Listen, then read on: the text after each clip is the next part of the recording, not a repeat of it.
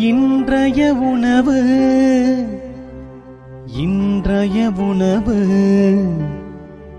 இன்றைய உணவு.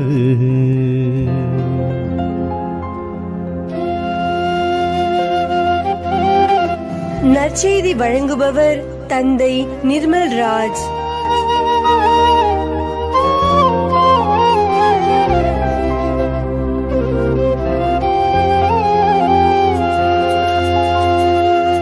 இறையேசுவில் பிரியமுள்ளவர்களே, உங்கள் அனைவருக்கும் வாழ்த்துக்களையும் ஜபங்களையும் அன்போடு தெரிவித்துக் கொள்கின்றேன். இன்றைய நற்செய்தி வாசகத்தில் ஆண்டவர் கலிலேய கடலை அடைகிறார். அந்த இடத்துல திக்கி பேசுபவரும் காது கேளாதவருமான ஒரு மனிதனை சிலர் அழைத்து வருகிறார்கள்.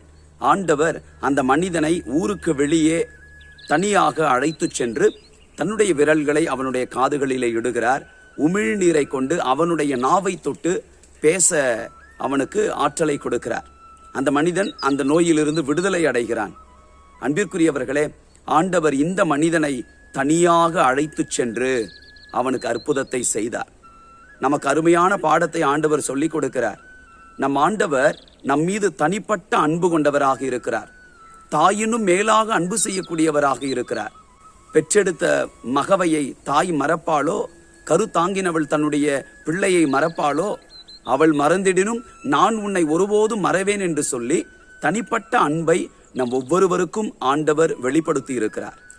அன்பிற்குரியவர்களே, ஆண்டவர் இயேசுவை விட ரொம்ப பிஸியான ஆட்களாக நாம் இருக்கிறோமா? இல்லை.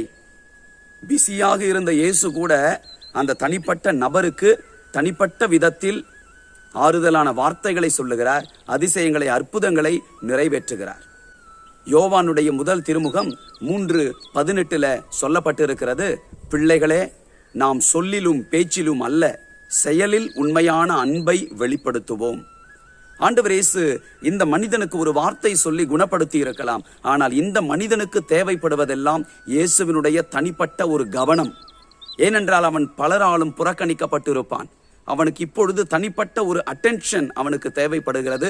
ஆண்டவர் இயேசு அதை புரிந்து கொண்டு அவனை தனியாக அழைத்து அவனை ஆற்றுப்படுத்தி அவனுக்கு ஒரு விடுதலையை கொடுக்கிறார். அன்பிற்குரியவர்களே, நம்மை ஜபத்திற்காய் தேடி வருகிறவர்களுக்கு கூட நாம் இதை செய்ய வேண்டும். நம்மை நோக்கி ஆறுதலான வார்த்தைகளை கேட்க வருகிறவர்களுக்கு நாம் இப்படி தனிப்பட்ட அன்பையும் ஆற்றுப்படுத்துகிற நிகழ்வையும் நாமும் செய்ய வேண்டும் என்று ஆண்டவர் விரும்புகிறார். பிலிப்பியருக்கு எழுதப்பட்ட திருமுகம் 2:4 நாம வாசிக்கின்றோம், நீங்கள் யாவரும் உங்களை சார்ந்தவற்றில் அல்ல, பிறரை சார்ந்தவற்றிலேயே அக்கறை கொண்டிருங்கள். எங்கள் அன்பான ஆண்டவரே, நீர் எங்களை தனிப்பட்ட முறையில் அன்பு செய்கிறீர் என்பதை நாங்கள் உணரச் செய்தருளும். நீர் தனித்துவமான கடவுள் என்பதினால் எங்கள் ஒவ்வொருவருக்காகவும் மீட்பிற்காக உம் திருமகன் இயேசுவை மீட்பராக அனுப்பி அவருடைய மரணத்தின் வழியாக உம்முடைய பேரன்பை நாங்கள் ஒவ்வொருவரும் உணர, ஒவ்வொருவரும் மீட்பை பெற்றுக்கொள்ள வழி செய்தீர். ஆண்டவரே, எங்களிடம் வருகின்ற அநேக மக்கள், ஆறுதலுக்காக ஏங்கி தவிக்கிற மக்களுக்கு நாங்கள் தனிப்பட்ட அன்பை அவர்களுக்கு கொடுக்கவும், தேவைப்படுகிறவர்கள், ஆறுதலை நோக்கி ஓடி வருகிறவர்களுக்கு எங்களால் ஆன ஆறுதலான வார்த்தைகளை சொல்லி அவர்களின் காயங்களை ஆற்றிடச் செய்தருளும். இயேசுவின் நாமத்தில் ஜெபிக்கின்றோம் தந்தையே. ஆமென்.